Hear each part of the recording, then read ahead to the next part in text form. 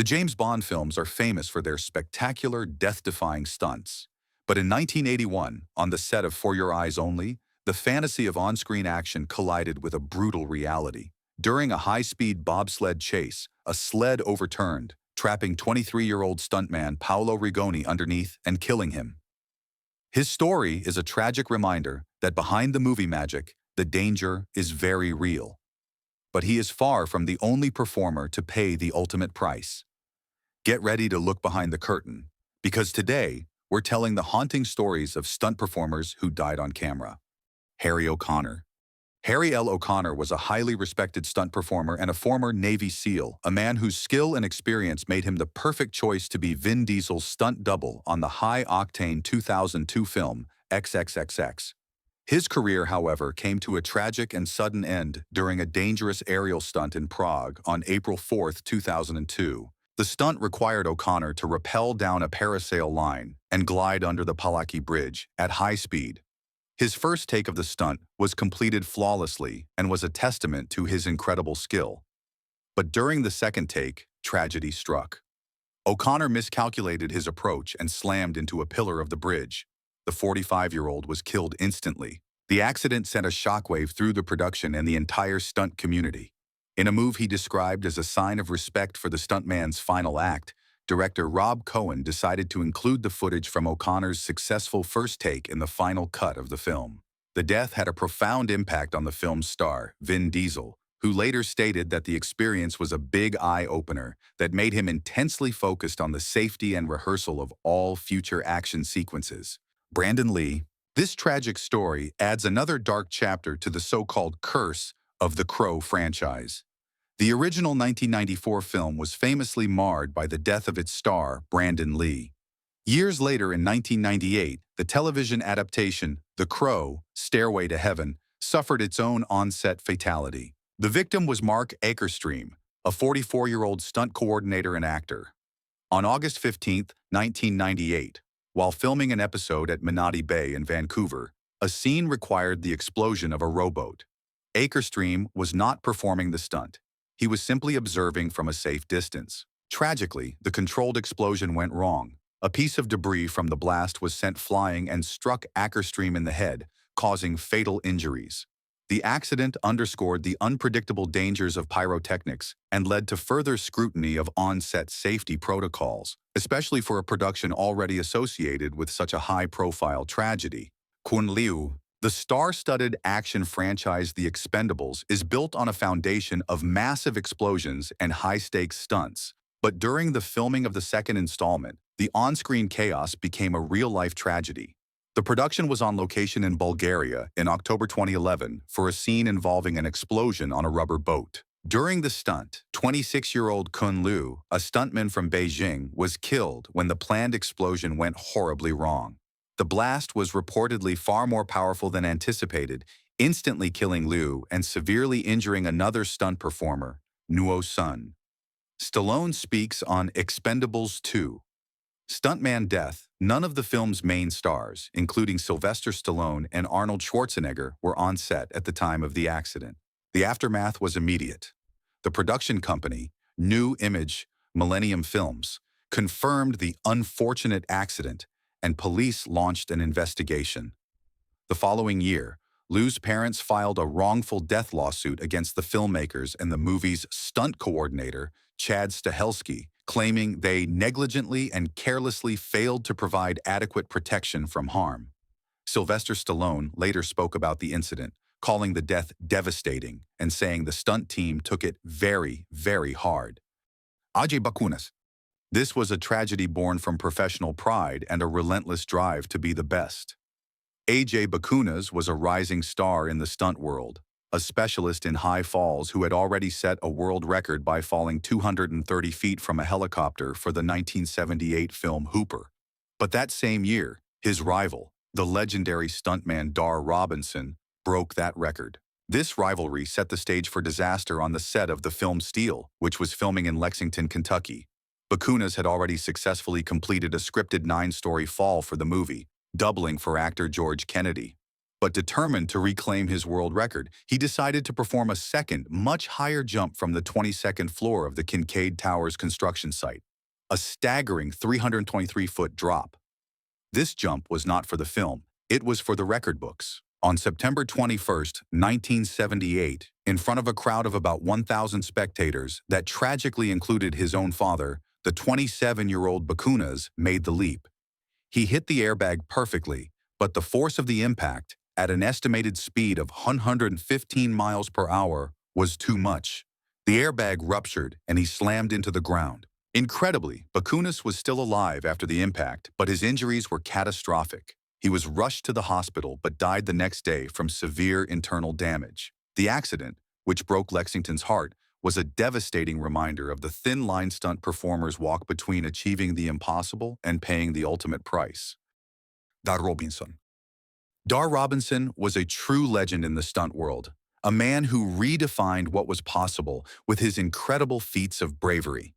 He was known for his meticulous planning and for pushing the boundaries of his craft, famously performing a record-breaking freefall from Toronto's CN Tower without a harness. But his celebrated career came to a tragic end in 1986 on the set of the film Million Dollar Mystery.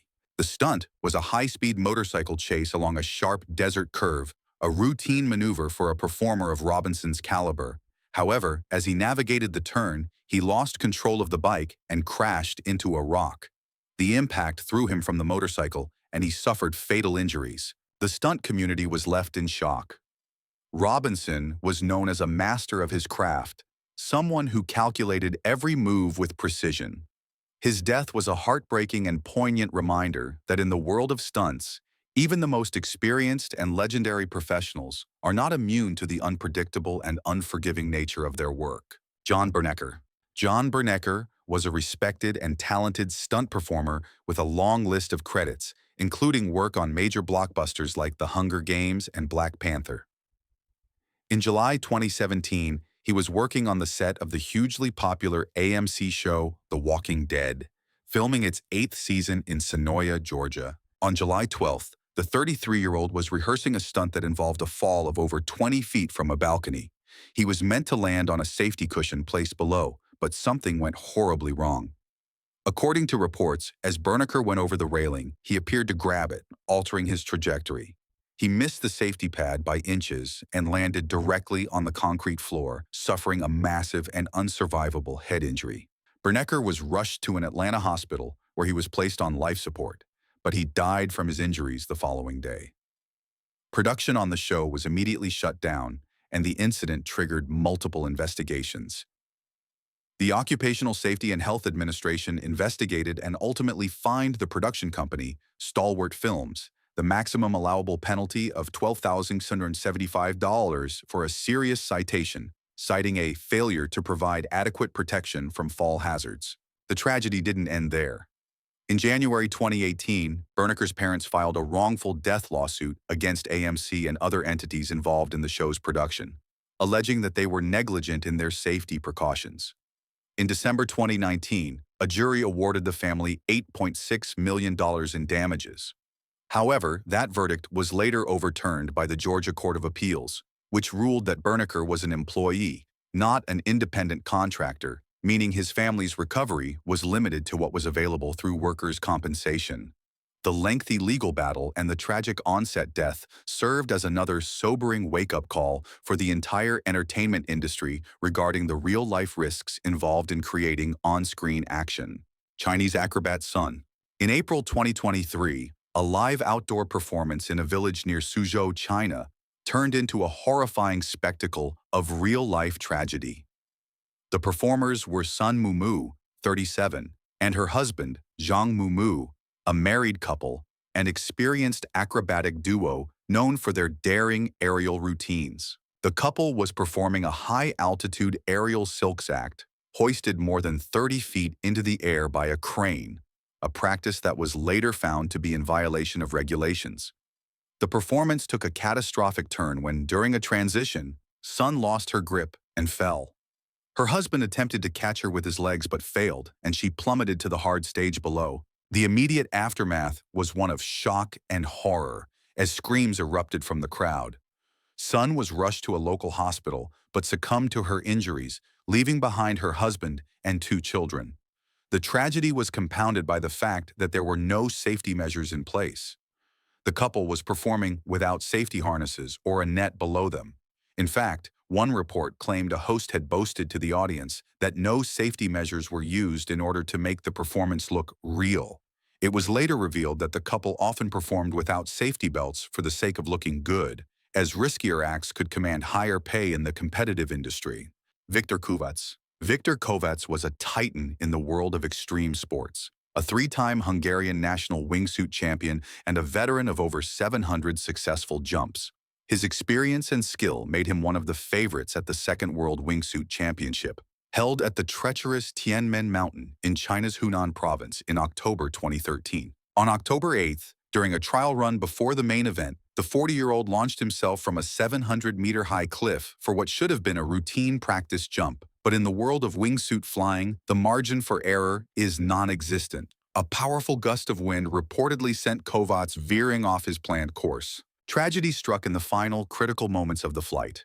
For reasons that were later attributed to either a technical problem or the adverse wind conditions, his parachute failed to deploy.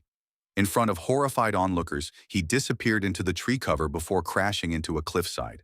The immediate aftermath was a desperate and massive search and rescue operation involving over 200 people, who scoured the steep, forested valley through the night. His body was recovered the following day.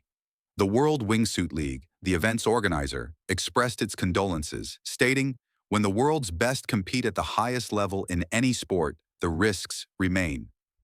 The competition was marred by the death, with the course being altered out of respect for Kovacs, and the final event beginning with a moment of silence for the fallen champion.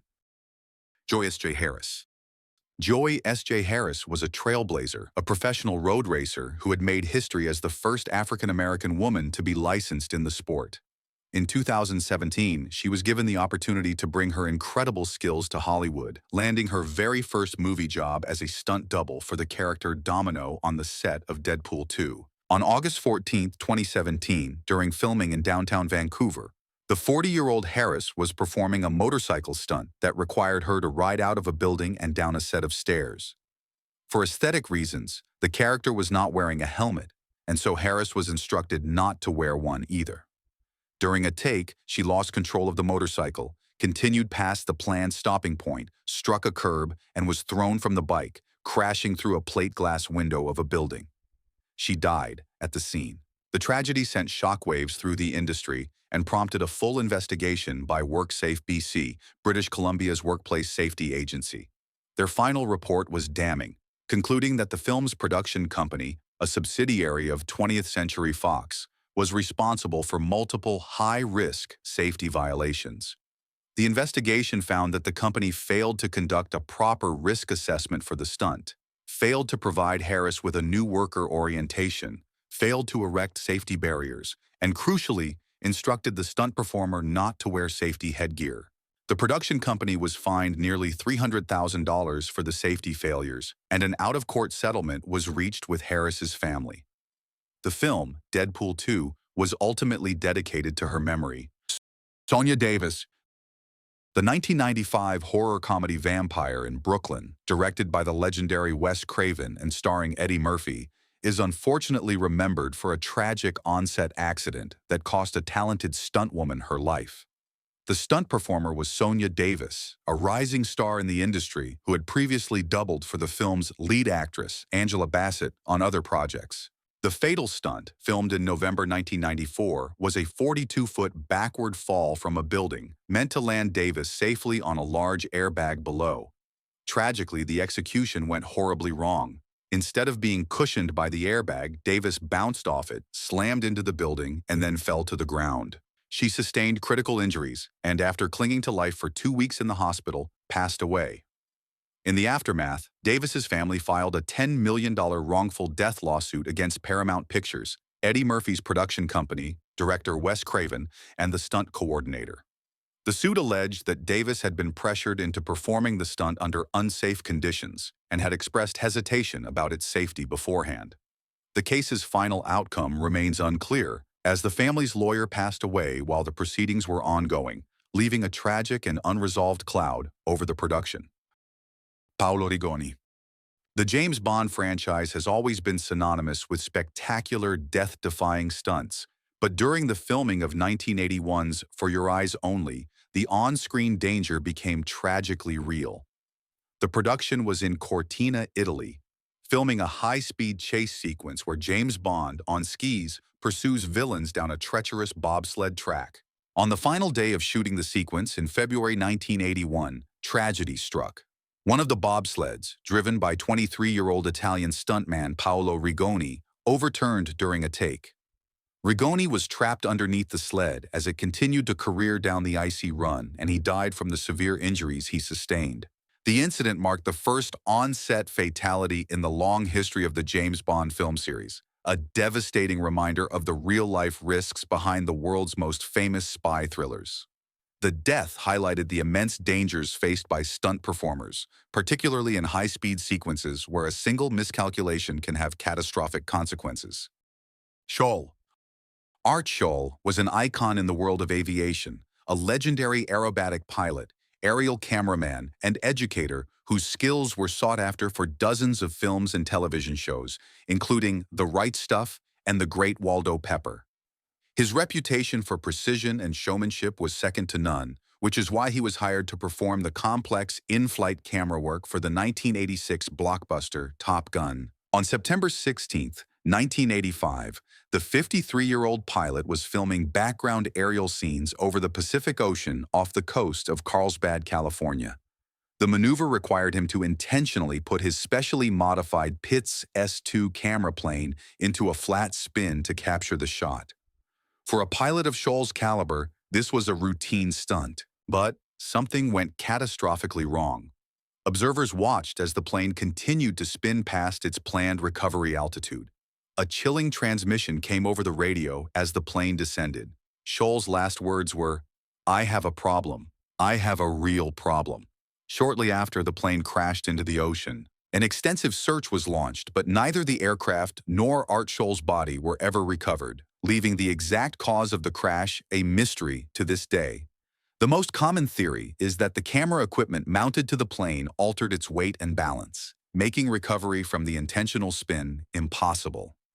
The film Top Gun was ultimately dedicated to the memory of Art Scholl, a permanent tribute to the legendary pilot who lost his life capturing its breathtaking aerial sequences. These stories are a sobering look at the hidden cost of Hollywood's most thrilling moments. They honor the incredible skill and bravery of the performers who risk everything to create the magic we see on screen. The line between a perfect take and a devastating tragedy is terrifyingly thin, and these are the moments when that line was tragically crossed. If you found this video eye-opening, please show your support by hitting the like button, sharing it with a friend who loves movies, and subscribing for more in-depth stories. Thanks for watching.